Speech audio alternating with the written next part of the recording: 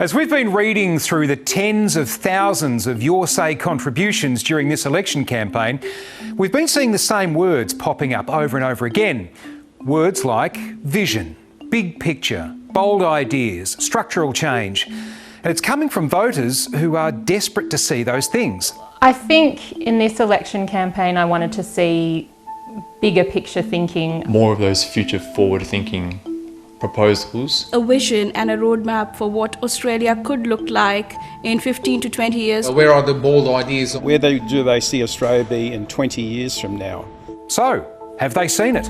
They're too scared to actually come forward with some bold statements. There's been nobody from either side of politics in recent times that's been in a position of power has been willing to take any kind of risks.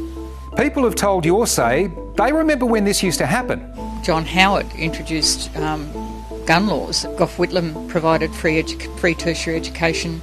That changed my entire life. I feel that we, at least for 25 years, we never had a bold vision going forward into the 21st century. Both parties trying to have a narrow platform and creating a small target so they can't be attacked. They, I feel, have taken the populist approach here.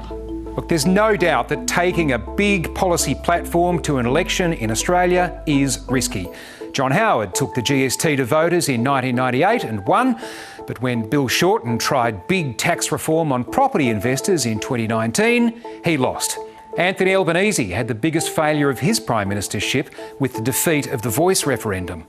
For Bill Shorten it didn't work out, but I don't think that that's a reason that we should cower away from actually tackling the bigger issues, and that political courage is, I think, what people are looking for. I'm certainly looking for it. Politics feels stuck in a 3-year cycle with little tangible change beyond the election cycle. I know that they probably have big picture ideas, but they're not showing enough courage to bring them forward. There should be on the table for discussion, maybe changing to a 4-year program. 4-year terms are also popping up a lot in Your Say, and there may be signs its time has arrived. 4-year terms, yes or no? Mr Dutton? I support 4-year terms. Prime Minister? Yes, but they'll never support a referendum.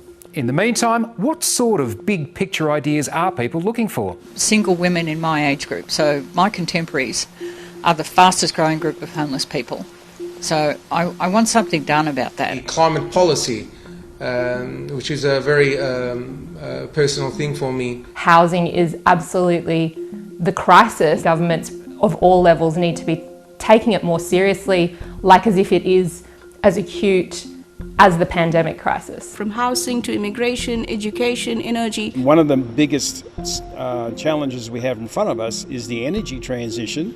Energy is an interesting one because if there is one big nation-changing idea on offer from the major parties, it's probably the Coalition's nuclear energy plan. I think the Coalition likes to think that nuclear is big picture, but I mean, it just has so many holes in it. It seems like it lacks thought and proper consideration. What I see is a lack of data and modelling. All the interesting stuff for me, I think, comes a lot out of minor parties or independents. Dental into Medicare that the Greens are proposing, that certainly is something that is real big picture. Now, critics of the Greens' policy to put dental and mental health into Medicare by taxing big corporations say that's easy to propose when you're not a party that can form a government and you don't have to put it into practice.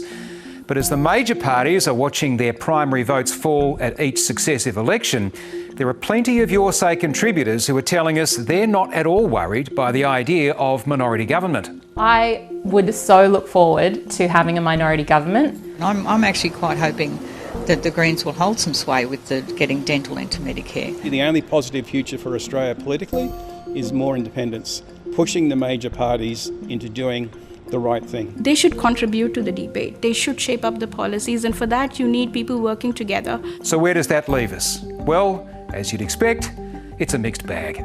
I feel very disheartened. Disappointed.